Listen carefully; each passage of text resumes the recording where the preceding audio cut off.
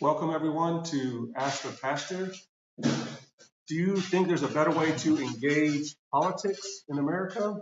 That's our topic today, so hang tight and continue watching, and we're going to talk about that today.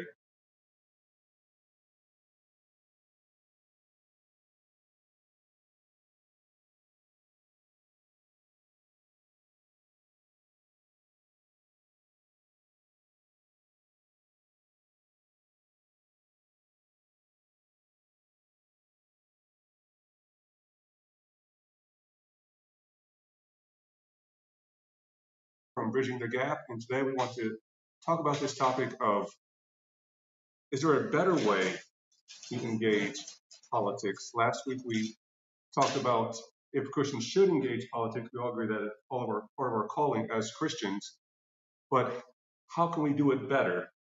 And if you don't think there's been a problem in politics the last several years, then you've not been paying attention. So is there a better way to engage politics? Should there be a better way? And have you seen any problems with politics the past few years? Well, we could spend the next several months talking about all the problems that I personally have seen, but I want to address the initial question that's been posed for the day, and that would be other ways that you can involve yourself in politics. And one of the, I believe, the best ways is to volunteer, at the various election sites, to volunteer at the main polling place, or when I say the main polling place, every city, every county has a main place where all of the results are turned in. I know that my wife, who is an avid person paying attention to the politics, local as well as national, she's been very privileged to work with the Summit County Board of Elections. Mm-hmm. And so I've learned so much of how the system works because she works there. As a matter of fact, they've already signed her up for the general election. So she already knows what her schedule is, and it's usually it's a 5 or 6 day a week kind of deal, 8 to 10 hours a day. But there's a lot of fun activities that she's able to experience, and also being in that position. And this is one of the best things that I've seen come out of it, is that you have to work with someone from the opposing political party. And so that's vitally important when you get a chance to get to know how the system works. Right. I also always bring that up when people have this conversation, erroneously, I might say, when they're talking about what's fair, what isn't fair. There are no decisions made, no ballots, nothing that is done without there being a team of opposing political parties working together. Right. Yeah, it's extremely difficult to alter the results of any election in America. There's safeguards in place, and so it's also not fair for us to blame the poll workers or accuse poll workers of wrongdoing. They're taking their time and energy to provide that service for us so that we can exercise that right.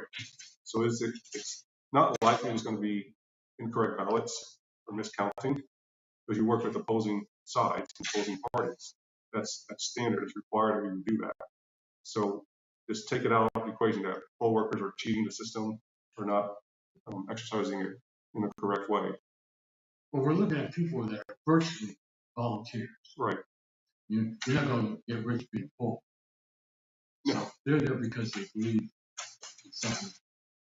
In fact, I make a point, regardless of what party they represent, they're Democrat or Republican, to thank them for their service. Right. Yeah. And when I go into the polling booth, there's always somebody out supporting some issue. I always take time to talk to them, get to hear their view. Even if I'm opposed to it, I want to hear their view and tell them thank you that you have enough civic duty that you're coming out here and standing. Right. They've been out here for a lot, sometimes 5 in the morning. They're there. They're there all the way until the polls close, working all day and even leading up to the election. They're there.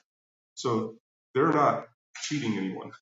They've taken that time to make sure we have that right to vote. And whether we agree politically with them on everything, they're still people. They have families, they have lives, they have loved ones. So taking the time to thank them for that and to respect where they are, if they think differently than us, that's good. But those who are working at the polling stations, they aren't influencing our vote. They're not telling us which way to vote. Maybe others outside with information that trying to influence our vote, but they're not poll workers. They're of their own free will advocating a certain issue. But the poll workers are there to help us express our freedom to vote. So that's the first thing we need to decide and focus on is thanking the poll workers for their job. And if you're able to do it, take the time to volunteer as a polling person for an election, just to see what it's like for them and understand everything that goes through in that. Well, and then two things to add to that. Number one, there's even as far as those that you may see who are working outside campaigning for an issue or an individual, there are laws governing how close to the polling place they can be. Right. So when people think about how some media has it out there that people are being intimidated as they're walking in, not so. Not by poll workers. Not by poll workers. Not by poll workers. Not by We're talking about volunteers for parties. Well, when I talk about that, people who are like carrying signs or banners or talking about different issues, yeah, those are volunteers. I love meeting people that have passion, but you're going to stand out there regardless of whether or what. Right. You're going to stand there. I go there and engage them. Their views. Doesn't matter if it's different. Right. Yeah, people who take the time for their political party to stand up, they're taking that time as well to advocate for what they believe in. And I think part of the issue is we see them as opposing our viewpoint. So we just automatically assume they're this type of person, they're a bad person because they don't agree with us. When they're passionate about now, we all have our beliefs in that, and we should never condemn anyone, shame anyone, speak harshly against anyone. But if they're out there just advocating their point of view, it benefits us all to engage them. We can do that safely. To learn, why do you believe this? Where's this coming from? That way we can learn to respect them, first of all, but also understand what the real issues are going on. Because people have these beliefs in our issues that were important to us, but they came from somewhere. We developed them from somewhere, sometimes through our faith, through our experiences in life, through our family. And so engaging them, learning from them, while they're out there all day advocating their point of view. Very important. And another point that I want to put in there as well, when I mentioned earlier about how they're always put together, the workers inside the polling places are always put together as far as the main board of elections. They're always put together by party. And so there's always a Republican and or a Democrat working together. That's the way that they're paired. Secondly, that they don't just get to walk in the building and say, hey, I'm this party or that party. It's already seen. I mean, they have to be registered as a Democrat or registered as a Republican. So in other words, they've been in previous elections and voted a particular way, identified a certain way. And for those who vote, you know that anytime you go to a polling place, that question is always brought up. Yeah, who do you consider being? And every time you vote, and you vote a particular party, if you will, and that's with the exception of the general election. With all of your local elections, you have to definitely have it declared. Mm-hmm. When we have general elections, you can go in and vote a split ticket. But on your local elections, on your state elections, not so. Right. So there are people there who are claiming to be independent so that they can influence things. You have to declare one party or the other. And it actually shows you voted that way. So it's really extremely difficult to mess up the polls and to alter the polls. So we need to, respect those poll workers who are there taking that time for us. So, if there one way you can do politics better is to simply acknowledge the poll workers who are there, understanding the load they carry in doing this, and the hurt that they will feel if we claim they've done something wrong. They've been unjust with the election. They're taking the time to do this. They're not altering. And then, even the counting It's very hard to alter the counting. It's not just one person in the back of a room taking it one way. There's people back there holding each other accountable. There's countermeasures in place. So respect the coworkers. What have you seen that's been problematic in our politics in the last, let's even say, 10 years in politics? What problems have you seen in America? Well, I'll say it this way. I took a class my junior year for working for the under, and that class was called Rhetoric and Social Influence. And it excited me only from the place of I had never perceived rhetoric in a positive sense. I had always perceived rhetoric as having a negative connotation to it. Right. Well, when I took that class, it opened my eyes to the fact that we all have rhetoric. Everyone speaks rhetoric at some point in time. Now, the social influence part of it, that class was based on how rhetoric had impacted our country back in the 16 and 1700s. And I'm going to get to my point here eventually. In the 16 and 1700s, for those who remember stuff you were taught in grade school, there was this thing called town hall. And we know town hall meaning one thing today. Town hall back in those days, pre-technology, the whole city would meet at a bar or meet at some local place and talk about the events. And it was being written down. There was someone who was writing down the conversations. At the end of that meeting, they would load it up in the saddlebags, and a person would hop on their horse and ride to the next city and take the notes from that town hall to the next town hall, and then they would discuss it. And so that rhetoric that came from the first was then taken to the second, and those kinds of things had major influence. Now, today we have technology, and unfortunately today it's very difficult to find a wide open, nonpartisan place to receive your rhetoric. And so the problem that I see is that the vehicles to which we receive information are partisan. And rarely do we find one or find any kind of news person that is speaking just the facts without it being influenced, red or blue. Yeah. If any news station you watch, it advocates one political view or another. And also, if you watch it, you can see that they're all yelling all the time on the news stations. So anyone you choose to watch, they have picked a political side, and that's what they advocate for. And they may have changed over time, depending maybe where the funds are or what the issues are. And so we have news stations doing that. Which is why I say just turn off the news. We don't need to watch it. There's enough stuff being yelled at us today. We don't need the news yelling at us also. But to also go out and engage your community, learn what's out there. I learn a lot of my news actually on Facebook. People will post it as it's happening. So you can learn news that way, and it's usually unfiltered as it's happening, which means you also got to filter through it, what really happened, so you're seeing it as it's developing. So I'm an advocate, never watch the news, because the news is biased in a lot of ways. Now, I'm on the other end of the spectrum, but it also requires more work. Okay, because I will listen to both sides, and then I go do my homework. If I really want to know, there's an anomaly nowadays that many people pay attention to or don't, called fact checking. Mm-hmm.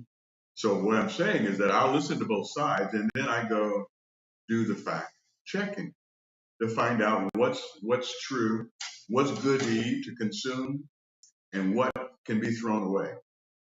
And so it takes more work, mm-hmm. But if you ultimately want to know the truth, and you use the time frame of 10 years, 30, 40, 50, 60 years ago, everybody operated from the same facts. Everybody operated from the same truth. They had different opinions about it, but the facts didn't change. The truth was still the truth. So how they would promote it or denigrate it was a political choice. But they were operating from the foundation was the same. Now the foundation is not the same. Right. Yeah, I'm not even sure we have a foundation anymore. What the basis, and partly with advent of just modern technology, you can get information anywhere at any time of day, and so you have to filter that out. You know, what's Bible information, also as Christians compared to Scripture. Right. So what does Scripture tell us about this, and where's this information coming from? You read through enough information, you can see, okay, this is coming from a certain mindset, certain perspective, certain political view of stuff, and so then you need to filter that out and understand why they're coming at it this way. So it does take a lot of work to filter that, but as Christians, it's kind of our obligation to filter through those things and to understand what's behind it. Well, I'm going to take it even to a more specific point because we have 3 pastors that are seated here. For me, I believe as a pastor, it's my job. It's part of my calling. Right. And all 3 of us function from a place of being holistic. That is it's my responsibility to know the truth, to know the facts of the matter. Right. And not to know those things with the intention of telling people who to go vote for, but to give them the information that will allow them to make a good, educated, Bible-based decision on who to go vote Yeah. I'm more concerned about why people believe what they do than what they do. Right. So am I. Where does this belief come from? We all have these beliefs, and we get them from different places. So where does it come from? Why do we have that? We may not even know where it came from. It's just always been a part of us, but it came from somewhere. Right. You know, when we were born, we didn't have any beliefs. It was just, we're in this new place, and we got to figure out how to survive. And so we've learned over time, you know, these 2 people who conceived us and gave birth, you start to believe over time, I can trust them, until you learn that you can't in some cases. But we learn all the time what we should believe. As parents, if we make comments about certain groups of people, our kids pick up on those things, whether we say it to our children or not. Correct. The things we say about people, our children pick those up, and so they begin to develop those mindsets. So if we make comments about people of color, well, when our kids go out to the world, go to school and out to the world, it's in their mind already, these biases against people of color, whether they knew it or not. And as an example of that, in kindergarten, where we were in line the first day, and I saw a black girl in our class lined up. I had never seen a black person before in my life. And I started crying because I thought that she was burnt, because I didn't know, I wasn't exposed to that. And so my mom pulled me out of the line. She was extremely embarrassed, and she talked to me and everything. And so you have to learn those things. And where I picked that up, I don't know.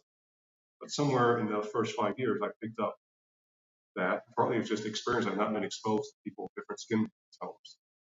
So it comes from some, Joe, I think you're right. The interest is, where does this come from? Not what it is, but where does it come from? And then is there a way to help engage that further? And we also have to realize we do have biases, every one of us. And I have to face my own bias, no matter how good it might be or how ugly it is. Right. Yeah, we all have biases and prejudice. That's part of human nature. And so the issue is, what are we going to do about it? Are we going to live into it even more, let it dictate how we engage other people? Or are we going to acknowledge we have this bias? What are the limitations of this bias? How can I learn further about people? And that includes even politics. We all have our political biases. Sometimes it's our family always voted for this party, or that's what we learned about. And so our bias is that way, but why is it that way? And then how does it influence how we engage others of a different political persuasion. Are we resistant to them? Are we hateful to them? We've seen over the last several years that families have split over political issues. They no longer talk to each other, no longer greet each other, no longer see each other because of political issues. And we all have those biases, but what are we going to do about it? Well, you say that, and as far as the family biases and those how it splits the families, I can think of, and I'm going to, for the sake of our broadcast, not make names known, that there's a particularly well-known, if I mentioned the name, everyone would know the family. But this particular individual has gone so far against the grain of what his family tradition is, and I mean that in a negative sense, that his family doesn't support him politically. Right. And here's an individual that is pretty high up the food chain politically. But because of how this person does not, and I gave part of it away by name, gender, but there's the person does not receive support from their family because of how against this person their family is. And it isn't so much just about political party, it's about the different things that the person stands for. Yeah, and I think that's true of many families. Different opinions politically, and even saying opinions is putting it lightly. We all have these ingrained viewpoints, and I think in the last several years they've got more entrenched in each of us. Probably our politicians are to blame because they encourage that. Anytime there's a presidential election, I think, well, you're talking about your opposing candidate. And the way they're talking about them, they need to be locked up. If what you're saying is true about this person, how are they even running for office? And so we take that on, that one we're against or that our candidate is against. There's no redeeming value in them. Now I admit there are some people that are so far gone that their redeeming value is just left up to God. We can't change that, but God can. But those that we encounter in our everyday lives, those are the ones that we know and love. And those are the ones that we need to engage in a loving way with each other. We can't control national politicians and how they operate, but we can influence one another. And that's really what we're talking about here, is how do we engage with those that we know in our lives, who we know are not bad people. They're not evil people. They develop this bias for a variety of reasons. And that's where they are. And resisting each other, rejecting each other is not going to change any of our hurts. Be more understanding of the other side. We have become jaded when it comes to politics. Those stories, how can you tell if a politician's lying? His lips are moving. Right.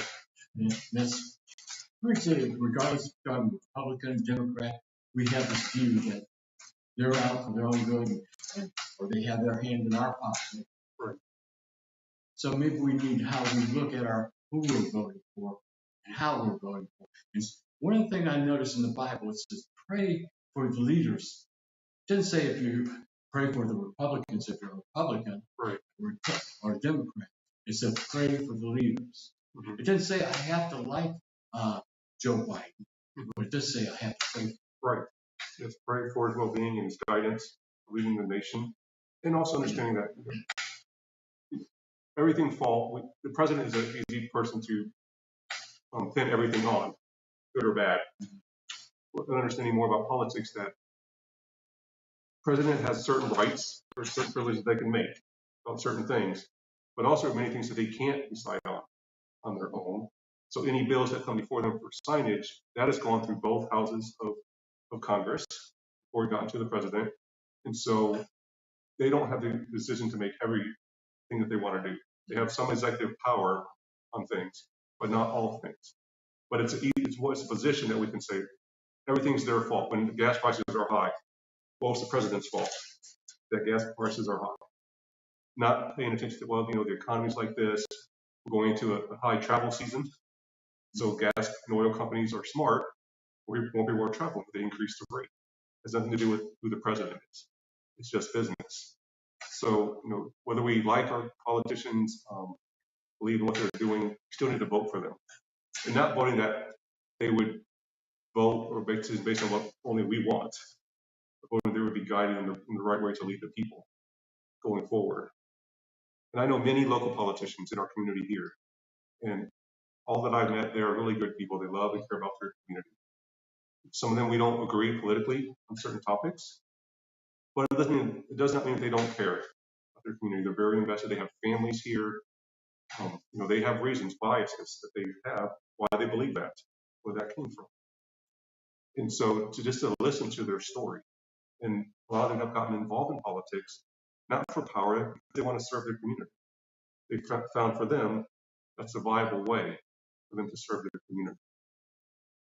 Well, I'm old enough to remember when Kennedy was assassinated. The whole nation, not just Democrats, not just voters, the whole nation. But why do we have to wait till a situation like that before we show support? Or I'm thinking about in New York City when the attack came there, 9/11. People that would not normally talk to us were working together. Why do we have to wait for tragedy to happen before we engage with others and work together? If there's a problem, that's okay. It's not a bad thing to address something. If you can address about something I'm not doing, Right. It could be a good thing. A criticism isn't always constructive. We have constructive criticism. And instead of fighting it, let's examine where are we wrong in the path we're going. Right. Yeah. Let's not wait to a crisis or trauma to figure this out. 9/11, everyone pulled together across religious boundaries, across political boundaries, pulled together for the good of the nation. But recently we haven't been doing that. And it's sometimes like we're waiting for a crisis to happen to do it, but it doesn't have to. But we can work together here locally in our communities and set an example for that. Even in Washington, they're fighting with one another, but we sent them there. So we don't like what they're doing. We can send other people there.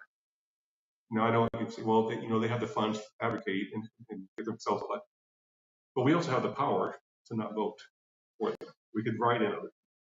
We can lift up people in our own communities and state, send there. So we need to do that. If they can't get along, can't work things out, we need to find other people who can, and know that they're not the only model for politics that is out there. Right now, it seems that Washington's a very poor model of politics for us. And the question, do we still support somebody when they're wrong because they're of our party? Say my country right or wrong, or my president right or wrong. Well, it's not that. That's not the case. Yeah. We need to call evil as evil and good as good. Right. Yeah. And presidents, they make many decisions every day on issues, and there's some that we may not agree with. And so we need to understand that I don't agree with this decision that they made, but there are other things that they have done for the good of the nation. So acknowledging the good work, but also acknowledging that this is probably not the best decision for our nation and in our world, and hold them to that. Acknowledge that was not the right decision, that cost lives, wasn't a just decision. And so that's a very patriotic thing to do, is to hold our government accountable for their actions. Doesn't mean we don't appreciate what they've done that has been beneficial. It means they made a mistake. And so we need to alter that, make sure it doesn't happen again.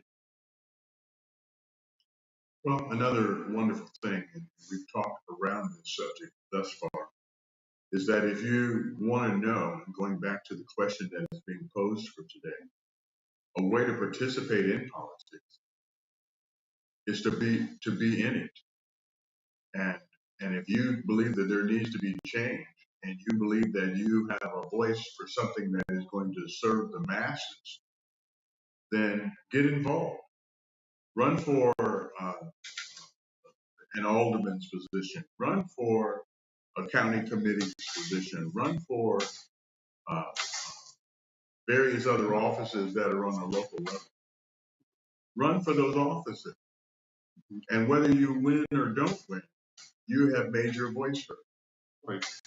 And then let's just say perchance that you run and you win. Now the real pressure is on to be able to step up and be that beacon of light that is functioning inside of there. You know, and even if you lose, now everyone in your area, in your zip code, knows who you are. Right. And that gives you a whole other platform to continue to have conversations for godly change. Yeah, if we don't get involved, then we really can't do anything about it. So, even if you don't win, just the process of running for election, it opens your eyes to what that takes to do that. I was helping someone this past fall as a spiritual guide, their election campaign, their locally. Just opened my eyes to the reality of what all that entails for people. So just, even if you don't have the energy to run, you don't want to be elected office, get involved with someone who is, understanding what it's like for them to do that. Go to city council meetings, contact your elected officials. All their numbers are listed publicly. You can get a hold of them. Set up a time to meet and talk, understanding what's going to be on their heart and why they got involved in this. So those are better ways to do politics, to get to know people who are out there already doing it, and also their burdens. It is not an easy job to be a political leader anywhere. And on top of that, you're working, you're raising a family. And so they have burdens as well. And I think they would appreciate even a word of encouragement, a word of thanks for their service. Something most people don't know, unless it's stated for another reason, for a conversation that's not for public consumption. All of those council meetings are open to the public. Right. And here in our community, they're posted on YouTube afterward. Yes. So, all those meetings, our city council meetings, they're open for the public to go. And there's things to spot on the agenda for the public to share. Right. And so with that, when you go, don't go with the attitude, I'm going to make my point known and they're going to hear me. I think we need to respectfully bring up our concerns. If we go with this attitude that we're going to make them listen, we all get defensive when people come at us defensively. So come at it with a different approach. I can promise you, if you come with a more gentler approach, people will be more responsive to what you're saying. If we come in there ready to knock some heads around and enforce our way, we're not going to get the response that we want. Correct. Big time.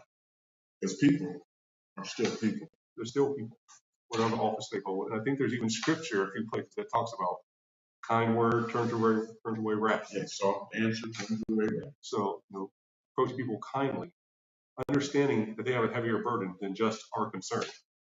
And so seeing how our concern fits within the greater good and how we can help them. And they may say, bring us more information about this. If it's that important, bring us the information so that we can understand it. Being a pastor in our church, I never present our church council with information where I don't already have the funds available and a pretty good process of how we can do this. I don't just bring an idea unexpectedly and then get upset when they can't approve it. Because if we don't know all the factors involved and we don't know how to fund it, how can they approve that? It's the same with our city councils. If we come with all the information that's available, and even some thoughts and ideas, well, we can get some funding for it this way if needed, they're more amenable to approving that and supporting us if we help them understand we do all the homework ahead of time. That's key.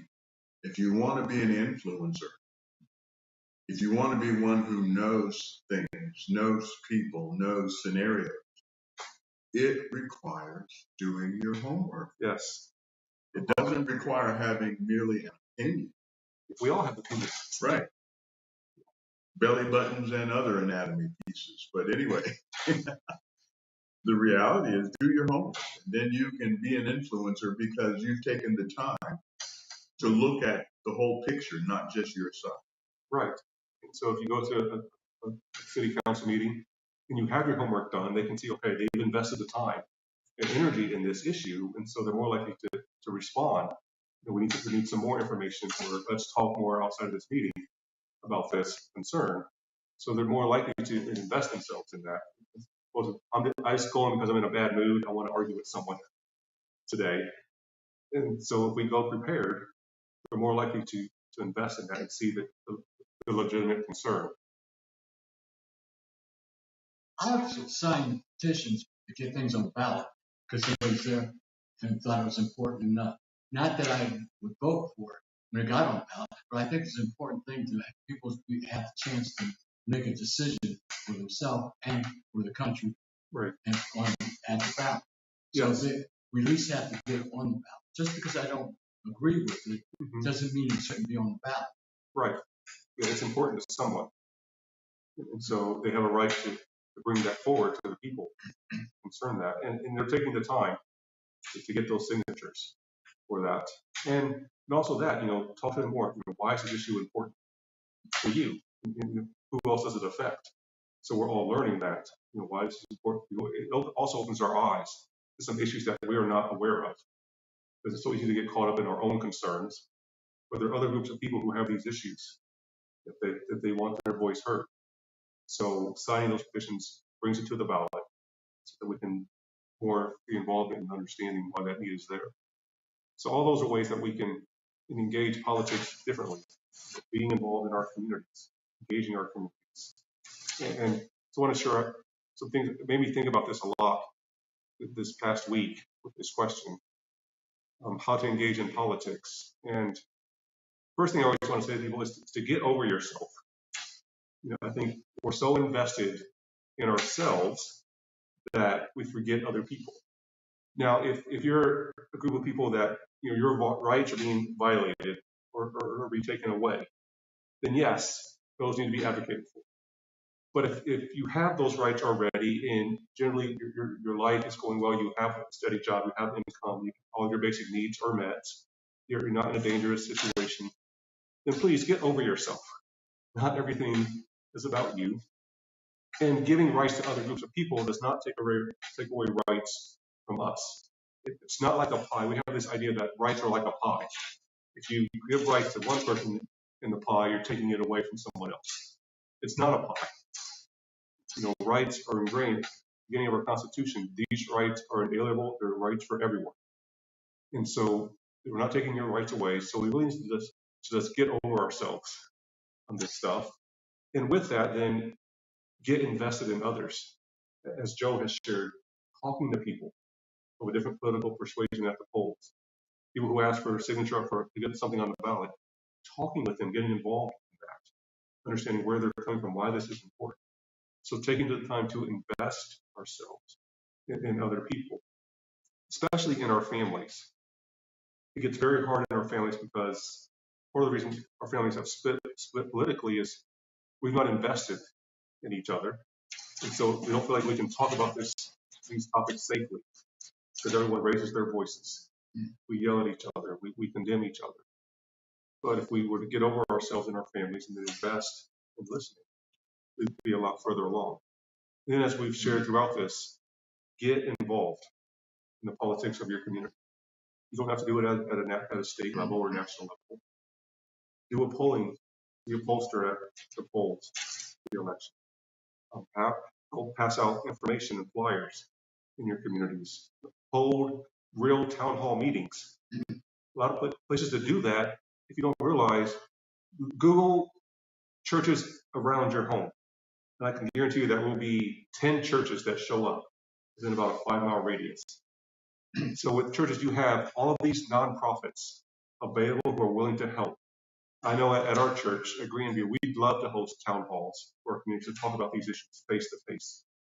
And so there's a safe place to do that. So hosting town halls for people just to have open conversation.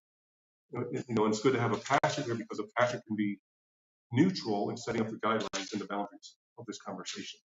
So reach out to churches about hosting these things, talking about these issues. So get over ourselves, get invested in others, and then actively get involved in our communities is a great way to engage. So you can share your thoughts on that if there's other things you want to share. Well, growing up for me, Thanksgiving was debated. Afterwards, it was debated. It wasn't just cerebral. It was very emotional. But we went back together as a family. Right. But this is just part of it. You argued it out. Yeah, that's for a lot of people. Thanksgiving was a very tough day because that's when everyone got together because we didn't see each other for several months or a year because of work and travel. So we got together on Thanksgiving, and it was also typically just shortly after a presidential election for many years. And so people were amped up, ready to go one way or the other. But it's gotten to the point now to where we don't even invite each other to Thanksgiving. We don't want to see each other. And I think that's very heartbreaking.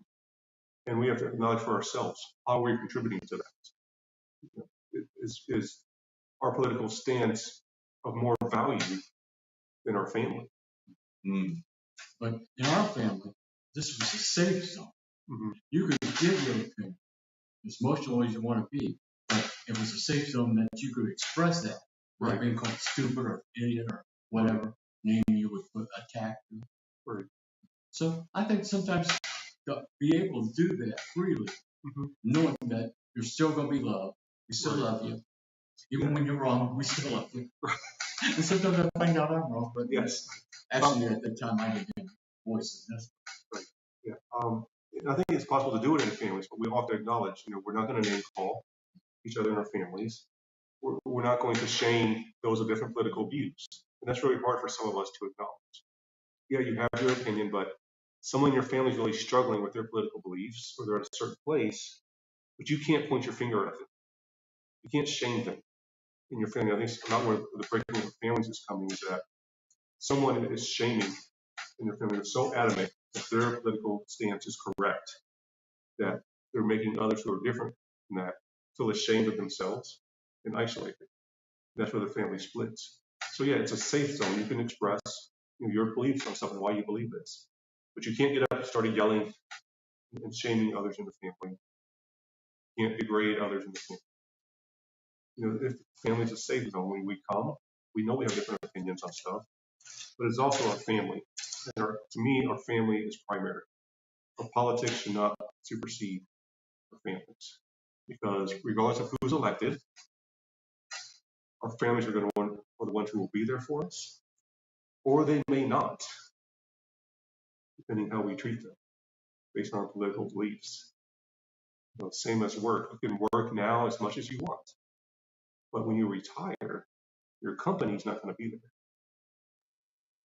Your family will be there, or they won't, depending what you've done now. Same with politics. Politics come and go. Politicians come and go. But in the end, who's going to be there at our last breath? It's going to be our family. The president's not going to be there. Politicians are not going to be there. Our family will be there, or they might not, depending how we treated them politically. Right. And that's what we have to remember in all of this. If you're conservative, progressive, liberal, Democrat, Republican, none of those things are going to matter at our last breath. All that's going to matter is the relationship that we have with our family. We keep that primary. That's really going to influence how we engage in political discourse. The right to vote, our opinions, is so almost a sacred level to this country. People died for the right to vote. I will defend your right to the end to be wrong. Right. Yeah, you're right. We all have those. American citizens have those rights to vote, and that's one of the ways we can use our voice is to vote what we believe and what we stand for, and that's okay. But also knowing that that's just an opinion that we're casting. It's not the end all, but our families are still there, and so that's who we need to care for the most. And if we aren't doing that, that's really affecting our country and our well-being. So we need to value our family above all things. And then politics, to me, is fifth down the line. So my faith in God is first, and then care for my family. It's not number two. It's 1A. It's love God with all of your heart, soul, mind, and strength, and love your neighbor as yourself. They're not two separate commandments. They're the same commandments. It's the same, loving God It's a relationship with God. Because of that, our family. It's right along with it. You cannot love God and not love your family. It's intertied together. So that's what we need to care for. Then we go out, we work because we need to care for our families and have income to do that. And then, our goal in being involved in the church, that's as well. Your faith, you can have faith outside going to church. But the reason we go to church is to worship God as community and to have that community connection, faith with others. And so that's our faith, connection, relationship with God, and then caring for our families. And moving on down the line, we work, we engage in our communities. And then also politically, we're invested in that. So our politics should not supersede any of those things. But it seems like our politics has superseded our families. It superseded our belief in God. I think we can all say here, it's become idolatry in America on our political beliefs. When we prop up political candidates, our political opinions, it's become our idolatry for us. That is just so very important that we understand. Going back to the topic, how should we be involved in politics? There's a variety of ways for that to happen, but the very key to it all is to not allow your politics to dominate your faith in Christ Jesus. Right. The moment we do something like that, things are out of order. Mm-hmm. They're out of order. And that is something that if you get nothing else from the conversations that we're having with you, don't allow your political views to take over as your faith. As Pastor David just shared, too many times we've allowed political people, persons, male or female for that matter, to take up a place of idolatry in our lives. And that is one of the first of the 10 commandments. And understand this, that those 10 commandments, if I can go biblical for a moment, those 10 commandments were not written as a bunch of don't do's for the sake of being legalistic. They were written so that we would not hurt ourselves by getting away from God Himself. So hear me now. But they were not written as just a bunch of don't do's. He gave those to us so that we would not harm ourselves or anyone else. Right.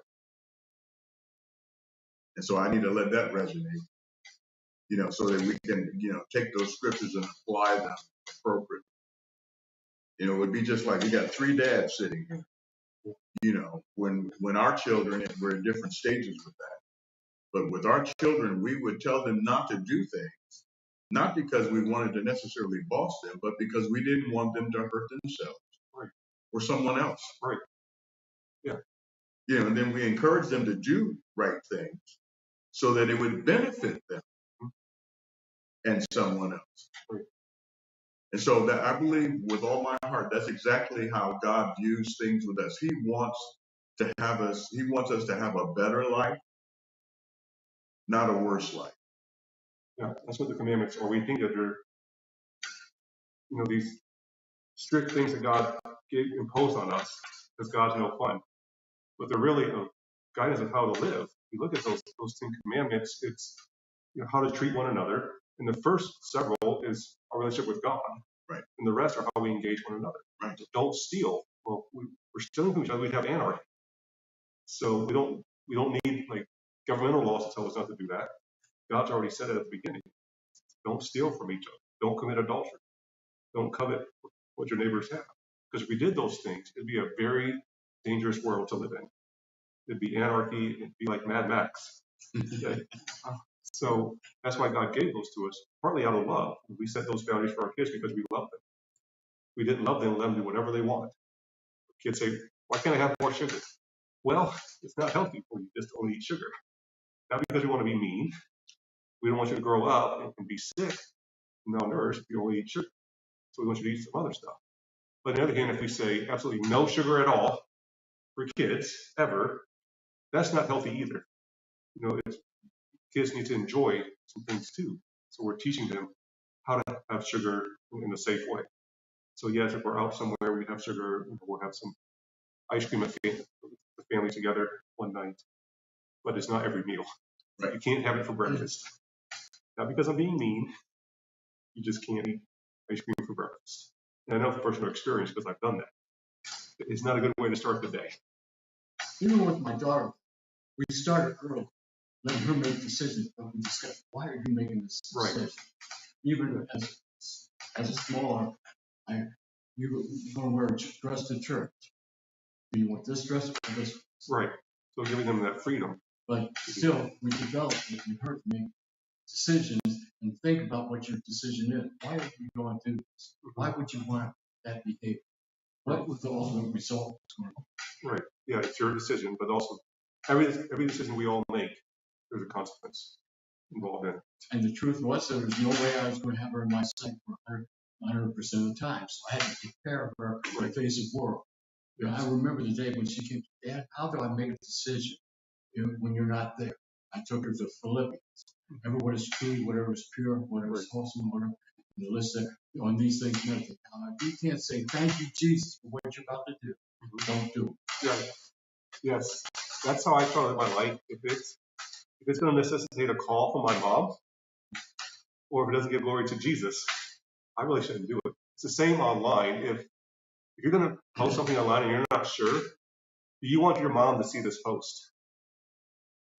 And would Jesus be proud of this post? If those two things are no, then don't post it. And we might say, well, it's my right to post it online.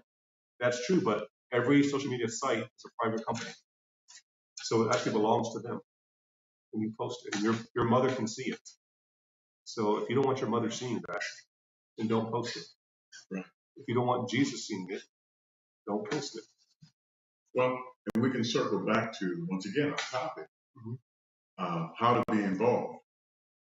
Okay, is there a way to be involved? All the things that we've been talking about are all types of filters that we can use to denote how to be involved, if to be involved, when to be involved, all of those kinds of things.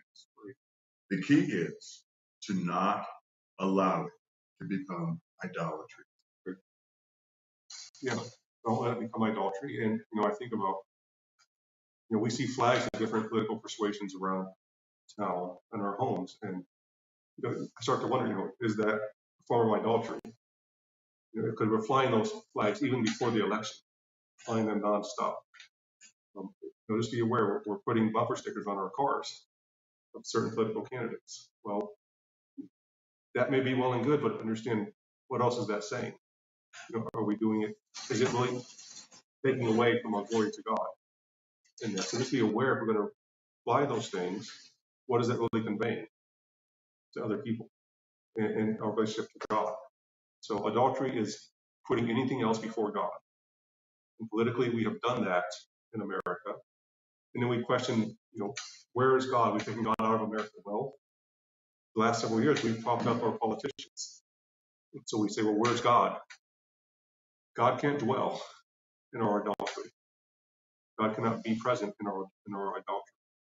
So if we get rid of the adultery, then God could be there with us.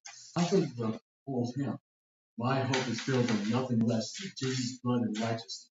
All other sin is sinking sin. Right. And if we're looking at anything else for a solution to our situation, our country's problems, our spiritual problems, it's sinking sin. Yeah, that's right. We don't have the strong foundation. We're not built. We haven't built ourselves a foundation. We built it on political leaders, and every 4 years you can elect a different one. So that's shifting sand. That's not a solid foundation. So we've gotten away from the solid foundation of Christ. And we wonder why we're having problems. And we're putting our trust in humans, in mankind, and that's not safe for us to do that. That's why we've lost our way. I see Mark breaking out his Bible. So, well, I have two different verses that'll help That'll help us as we come to the close of this particular session. And the first one is found in Isaiah 45. And in Isaiah 45, verse 7 is the key verse of it all.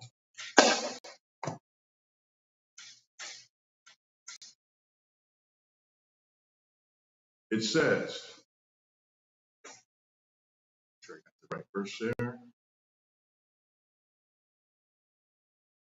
No, I want to go to Isaiah 59.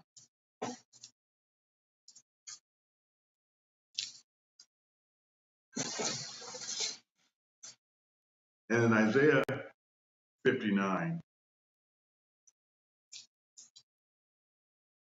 I will go through the first 4 verses, and there's a whole lot more to it.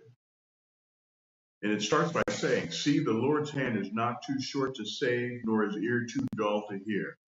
Rather, your iniquities have been barriers between you and your God, and your sins have hidden his face from you, so that he does not hear. Now, when that's in the RSV, the NRSV translation, I know the King James says that rather, in verse 2, it says, rather your sins have separated you from your God, and your sins have hidden his face from you so that he does not hear. The point behind all of that, as we've said repeatedly today, is to not allow our politics to form a kind of idolatry with us. Idolatry is sin. Right. So I go no further than that, and there's other verses that speak to that. But I wanted to use that one just for the sake of understanding how the scripture applies. Yes, we should be involved in politics. Yes, we should even participate in it in various levels. But the key remains the same, to not allow it to supersede our faith. Yeah, our faith should dictate our politics. But not the other way around. Not the other way around. We have it the other way around. Our politics are dictating our faith. We know people are picking their church by political persuasion now, which is idolatry in the church. Shouldn't be that way. You have another one, Marv? No, I was just checking something here, but that one right there is key for us. If we get that. Yeah, so Isaiah 59. And as we draw to a close, we want to thank you for the last several weeks of joining us. We have some more Ask the Pastor coming up in the next few weeks on various topics, so stay tuned for that. And we want to thank the Jenks Building for hosting us these past 6 weeks. And our hope is to do some more at the Jenks Building, but also to be out in our community at different places. So be sure to look out for us around town. If you have questions, you could drop those in the comments. And if you have topics you want us to discuss, drop those in the comments as well. We'll try to answer those. As we close, I want to give a special thanks to all of our sponsors, our local businesses who have supported us through these past several weeks. And one is Danbury Senior Living in Cuyahoga Falls. And they are a great place that nurtures for the care and well-being of senior adults in our community. We want to also thank A. Casperson for their support early on of this ministry and all that they do. They work on windows, siding, roofing, doors, and more, so be sure to reach out to them in Cuyahoga Falls. And also, of course, to Clean Eats of Cuyahoga Falls, which is a wonderful establishment. It's women-owned, and if you want to eat healthy, Clean Eats is the place to go. They have food plans you can do. Every weekday, Monday to Friday from 2 to 4 is half-price smoothie. So be sure to go over there and tell them that the pastors have asked the pastor sent you over there. So we want to thank all of these sponsors for what they've done in supporting us. And thank you to everyone who's been joining us. It's been a great honor to sit here with Joe and Marv and to discuss these things and to learn from each other, to challenge one another. So we hope to see you at future Ask the Pastors around Cuyahoga Falls. Thank you and God bless.